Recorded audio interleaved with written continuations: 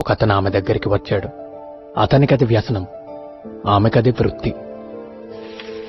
అతను రెండోసారి వచ్చాడు. ఏదో మాట్లాడాలి కాబట్టి ఆమెని తిన్నావా అని అడిగాడు. దానికి ఆమె కదిలిపోయింది. తనను అప్పటి వరకు అలా ఎవరూ అడగలేదు. ఆ రాత్రి ఆమె అతనికి తనువుతో పాటు ఆమె మనసు కూడా ఇచ్చేసింది. మళ్ళీ అతను ఎప్పుడెప్పుడు వస్తాడా అని ఆశగా చూసేది. ఇంకెవరి పక్కనున్నా మనసు మాత్రం అతని మీదే ఉండేది. అతను మళ్ళీ వచ్చాడు. కానీ ఈసారి చాలా దిగులుగా కూర్చున్నాడు. విషయం ఏంటని అడిగితే ఏదో బెట్టింగుల్లో మొత్తం డబ్బు పోగొట్టుకున్నానని చెప్పాడు. ఆమె అతన్ని అలా చూడలేకపోయింది.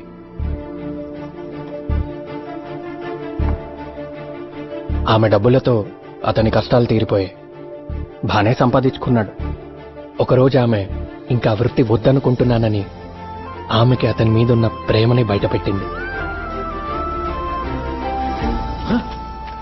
పిచ్చేమన్నా పట్టిందా నీకు?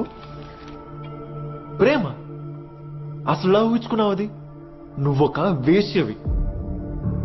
ఒక మగాడు వాడి పక్కన నిన్ను ఊహించుకునేది అడగ్గదిలో మాత్రమే, పూజ గదిలో కాదు.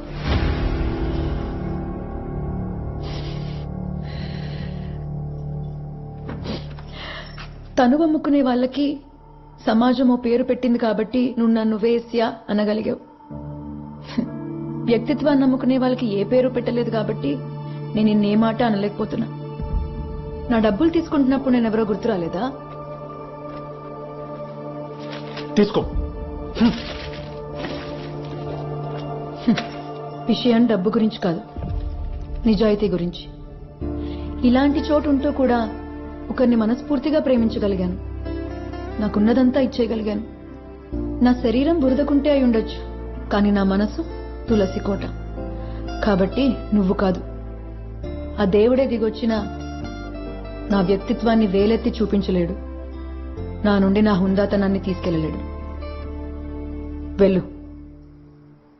అతను తల దించుకుని వెళ్ళిపోయాడు.